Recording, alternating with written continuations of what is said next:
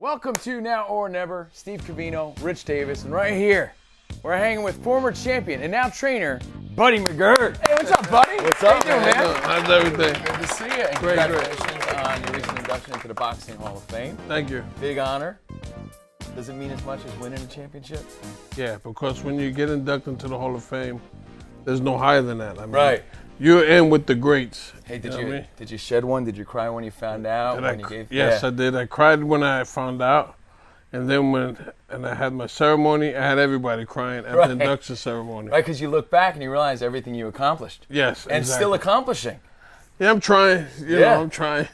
You know, we were saying you're still accomplishing big things right now because you got a big fight coming up, training Kovalev, November 2nd, Canelo. How's it going, man? How's it going for you? How's training camp going? Everything is great. Yeah. I mean, like right now, we're just staying afloat and maintaining until next week. And we're right where we need to be. I mean, the bus is running on schedule, so we just got to maintain and wait till next week. Wow. Now, when you're gearing up and ramping up to the fight, do you change pace? At this point, are you going heavy, or at this point you're like, all right, we're a week out. This is the week of the fight. Let's just really focus on more strategy and like let the body heal, or what? Well, here's the thing. Sergey just fought in August. Yeah. Took off a couple of weeks, came back. So the hardest part of this training camp was making sure he doesn't overdo it. Right. You know what I mean? Yeah. So then I got to ask you, he's the light heavyweight champ. Why Canelo? I mean, because I think he'll have Canelo a called him Canelo, out. right? Okay. Canelo called him out, and I respect Canelo for stepping up to the plate, wanting to do something that's never been done in boxing. Going up 2 weight classes. There you go. Right. The only man that ever tried it was Sugar Ray Robinson when he fought Joey Maxim, and he passed out from heat exhaustion. Right. Now, Sugar Ray Leonard did come up and beat Donnie Lalonde, but there was a catch weight. When Sugar Ray Robinson fought, there was no catch weight. 160, 175. 15-pound difference. So But you now- think advantage but- Kovalev. Listen now. Canelo did go up to 68 Right. and fight Rocky Fielding. 2 fights ago. So, do I think Canelo's going to come in at 75? No. Do I think he's going to come in at 170? No. He's going to come in under 170. Who do you think has more power? Because Canelo is a big puncher, but he's going to be a smaller I fighter. mean, listen, to be honest with you, Kovalev has the more power. Kovalev can punch. Okay. But I'm not taking nothing away from Canelo. But Kovalev can punch. And I think personally, it's going to be more of a thinking man's match than a slugfest. Because we're not going in thinking we're the bigger guy. We're not going in thinking we're the stronger guy. Our goal is to go in and be the better guy.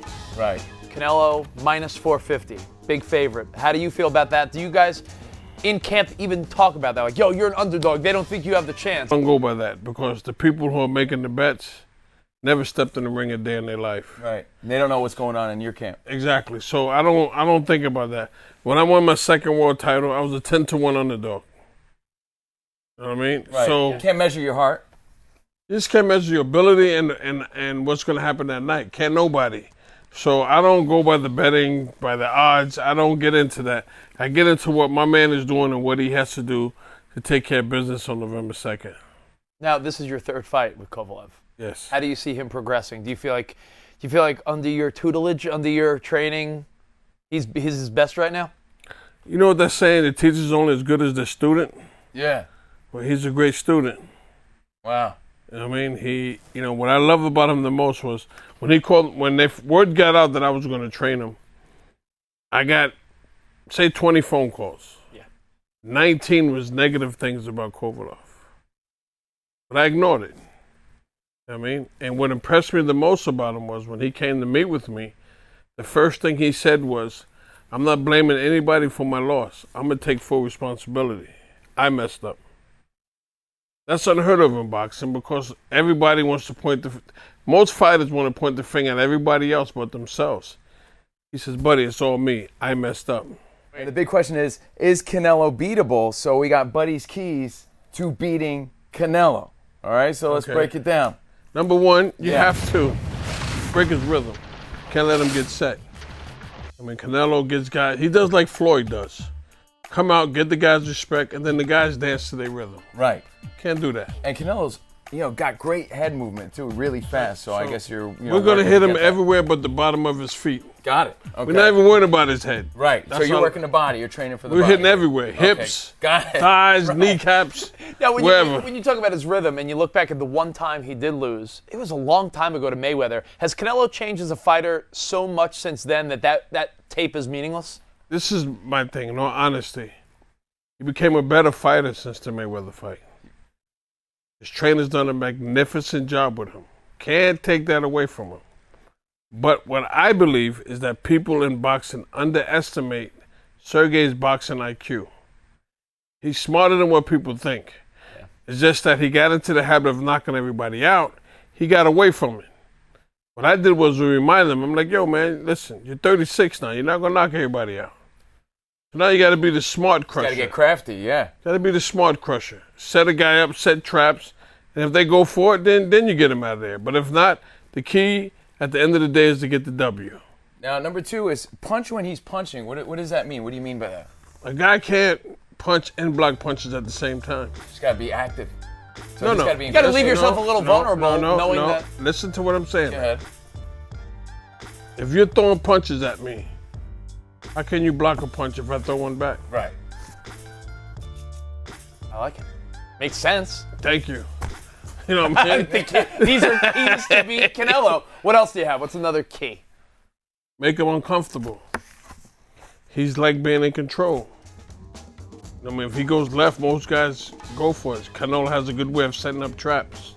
He'll look at your body, fake there, come over top. Does that mean rough him up a little bit too because No, he is the bigger guy? No, I'm wondering because I wonder if there's any animosity there in what you're doing to get him The- fired up. When I say make him uncomfortable means that he's used to always having control. Okay.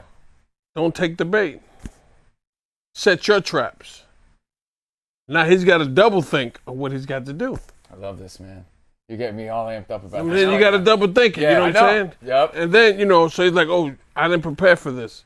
Because everybody falls for his traps. Canelo's good at it. He go here, boom with the feint, whop, and come over top. So when he goes here, we take a walk.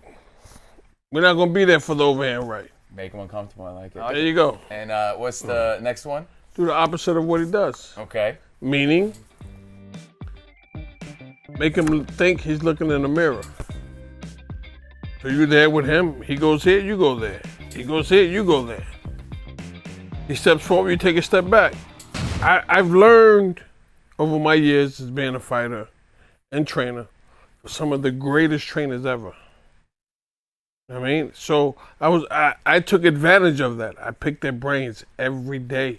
I picked Georgie Benton and Eddie Futcher's brain when I had Antonio Tarver getting ready for Roy Jones. And Georgie Benton says, buddy, listen, I don't care how fast Roy Jones is. He can't punch and block punches at the same time.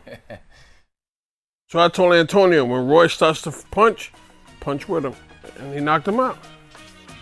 Wow. That's why he's a Hall of Famer, man. That's why it's going to be exciting. MGM, November 2nd, Las Vegas.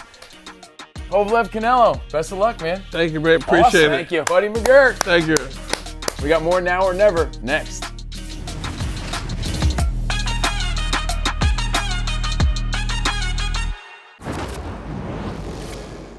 Thanks for watching ESPN on YouTube. For more sports highlights and analysis, be sure to download the ESPN app. And for live streaming sports and premium content, subscribe to ESPN+.